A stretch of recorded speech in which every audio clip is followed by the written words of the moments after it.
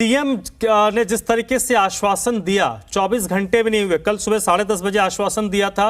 और 24 घंटे में उनके आश्वासन पर एक्शन हो गया। तो ये एक बड़ी राहत है और एक बड़ा मैसेज भी है कि जब सीएम लोगों तक पहुंच रहे हैं और सीएम तक उनकी बात जा रही है तो उस पर भरोसा नहीं दिया जा रहा, एक्शन भी हो रहा है। जी, मैं धन्यवाद करना चाहूंगा अपने प्रदेश के मुख्यमंत्री माननीय मनोहर लाल खट्टर जी का, क्योंकि जो ये हमारा खादर का क्षेत्र है, इसमें ये सारा हमारा ग्रामीण अंचल है, पिछड़ा हुआ इलाका है और यहाँ से हमारे बागपुर से लेकर के पलवल तक बस की सुविधा की बड़ी दिक्कत थी। अब ये जो हमारी बस आज ही तुरंत माननीय मुख्यमंत्री से कल इलाके के लोगों ने अपनी मांग रखी, आज ही वो मांग पूरी हुई और वो ये बस बागपुर से बाया मोहना होती हुई पलवल आएगी, क्योंकि मोहना में हमारे बागपुर के बच्चे कॉलेज भी जाते हैं। तो एक बहुत बड़ी राहत हमारे खादर के क्षेत्र वासियों को इस बस के चलने से मिली है और निश्चित तौर पर इससे एक बहुत अच्छा मैसेज हमारे ग्रामीण अंचल की जनता के अंदर गया है कि माननीय मुख्यमंत्री जी जो कहते हैं उस पर तुरंत कार्रवाई होती है। नहीं, अभी तो क्योंकि मुख्यमंत्री का जनसंवाद शुरू ही हुआ है दीपक जी, तो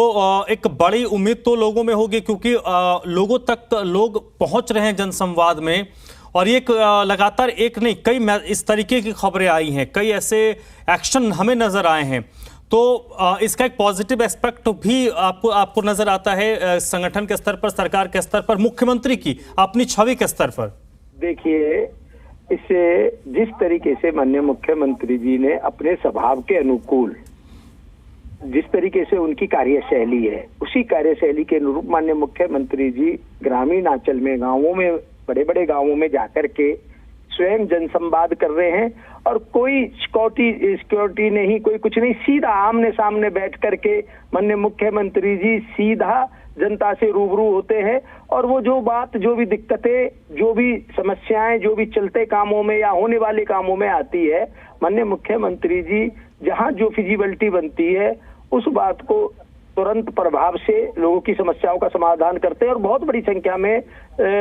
आम जनमानस भी अपनी समस्याओं को लेकर के माननीय मुख्यमंत्री से अपनी मन की बात कर रहा है और माननीय मुख्यमंत्री जी भी बड़े उदार मन से सबकी बातों को सुन करके उनकी समस्याओं का निदान कर रहे हैं और ये एक बहुत बड़ी हमारे जैसे क्षेत्र के लिए, अब हमारे यहाँ पे जो हमारा खादर का क्षेत्र है, कल दतीर भी आना हुआ, 20 साल बाद कोई मुख्यमंत्री हमारे इन गांवों के अंदर, दतीर के अंदर आया। खादर क्षेत्र में भी बहुत पहले, बहुत समय के बाद कोई मुख्यमंत्री हमारे खादर के क्षेत्र में आया है जिन्होंने इस तरीके से जन समस्याओं को, लोगों की को सुना है। इसका एक बहुत अच्छा असर, पूरा अच्छा असर और बहुत उत्साह का वातावरण हमारे क्षेत्र की जनता में बढ़ा है और क्षेत्र की जनता बढ़ चढ़ करके इन जनसंवाद में हिस्सा लेकर के अपने मन की बात माननीय मुख्यमंत्री से कह रही है। चलिए विनोद, आपका कोई सवाल है दीपक मंगला जी के लिए? बिल्कुल धर्मराज, सवाल तो यही है विधायक जी, पहली बात तो चलो मुबारक हो, आपको जनसंवाद में एक मुद्दा उठवाया आपकी जनता ने और वो मुख्यमंत्री साहब के जनसंवाद के बाद हल हो गया। लेकिन अगर इसे मैं दूसरे तरीके से देखूं तो विधायक जी बहुत लंबे समय तक कोशिश कर रहे होंगे, मैं अज्यूम कर रहा हूं, जो आप कह भी रहे थे, आप नहीं कर पाए थे, क्योंकि विपक्ष तो ये भी सवाल पूछ लेगा, आपने जितना मौका था सारी बातें आपने रख दी, लेकिन एक सवाल उठेगा कि विधायक जी नहीं कर पाए, फाइनली चलो हो गया। जी देखिए, जब माननीय मुख्यमंत्री जी आते और हम जब भी माननीय मुख्यमंत्री जी से कभी भी कोई बात कहते तो माननीय मुख्यमंत्री जी हमारे क्षेत्र के विकास के लिए, हमारे क्षेत्र की समस्याओं का समाधान करने के लिए सदैव तत्पर रहते। मैं अगर बात करूं, माननीय मुख्यमंत्री जी ने इन 8 साढ़े 8 सालों के अंदर हमारे इस पलवल क्षेत्र को जितना विकास, चाहे वो KGP है, चाहे वो KMP है, चाहे वो हमारे यहाँ पर कॉलेज है, चाहे खादर का पावर हाउस है, चाहे हमारा बैसलात का कॉलेज है, बैसलात को ब्लॉक बनाया है, चाहे हमें जिला स्तरीय स्टेडियम घुघेरा के अंदर दिया, इंडोर स्टेडियम दिया है और ऐसे अनेकों काम, KGP, KMP, हमारे पलवल क्षेत्र के अंदर विश्वकर्मा स्किल डेवलपमेंट यूनिवर्सिटी। ये मंगला साहब हो गई, मंगला साहब, विधायक जी विधायक जी एक सवाल और दो तीन बातें जो पलवल के और इस क्षेत्र की जनता हमारे माध्यम से आपको सुन रही हो, देख रही हो, जो मांग कल आई थी, उनमें से कुछ एस्टिमेट या कोई ऐसा आइडिया आप देना चाहें कि ये 3-4 जो बातें थी या 4-5 मुख्य बातें थी, आपको मौका है खुला, आप बताइए 4-5 डिमांड जो और पूरी होने वाली हैं कल के जनसंवाद के बाद। मुख्यमंत्री जी ने